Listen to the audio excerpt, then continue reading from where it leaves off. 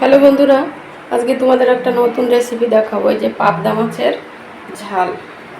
এই যে পাবদা মাছটাকে কেটে ধুয়ে নিয়েছি, আর এখানে হচ্ছে সব রকমের মশলা রেখেছি, আদা, কাঁচা লঙ্কা, পেঁয়াজ, রসুন আর জিরে, আর এটাকে পেস্ট করব।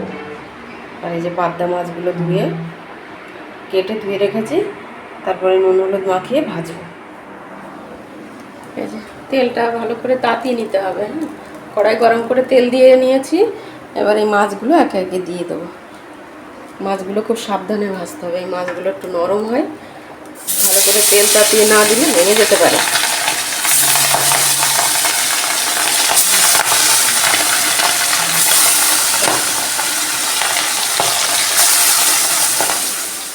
এই যে মাছগুলো আমার অলরেডি ভাজা হয়ে গেছে, সুন্দর করে ভেজে নিয়েছি।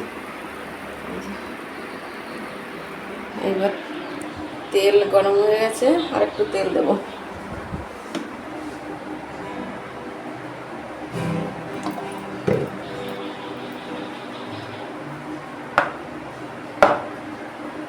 জিরে দেবো।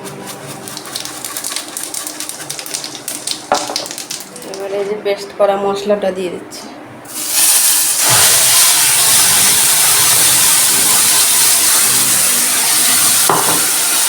মশলাটাকে ভালো করে কষাতে হবে। এবার কালারের জন্য দিয়ে দেবো একটু লঙ্কা গুঁড়ো।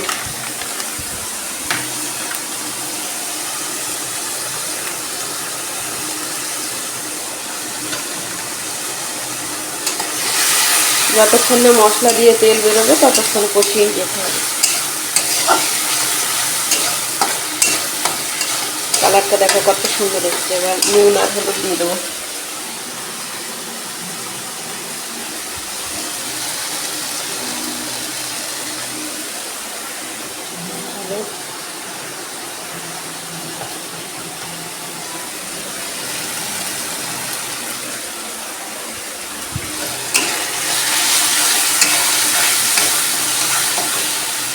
এই যে মশলা দিয়ে তেল ছেড়ে এসছে, এবার জল দিয়ে দেবো।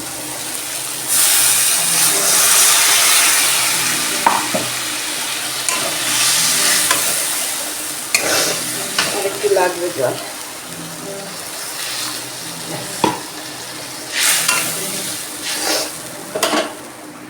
এবার মাছগুলো দিয়ে দিচ্ছি। মাছগুলো দিয়ে ঢেকে দিতে হবে। তোমরা তো অনেক রকম করে পাবদা মাছ খেয়েছো, এভাবে রেসিপিটা করে খেয়ে দেখো, আগের তুলনায় অনেক ভালো টেস্ট পাবে। এবার ঢেকে দিচ্ছি। এই যে আমাদের পাবদা মাছের ঝাল রেডি। এইবার নামানোর আগে একটু কাঁচা তেল দিয়ে দেবো।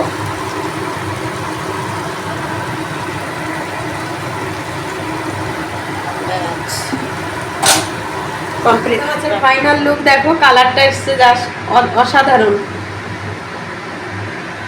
বলছি এই রান্নাটা করে খাবেন, যারা কোনোদিন পাবদা মাছ খেতে খায় না বা খেতে চায় না, তাদের এই রেসিপিটা করে খাওয়াবেন। অবশ্যই তারা খাবে আর খেয়ে ভালোও বলবে।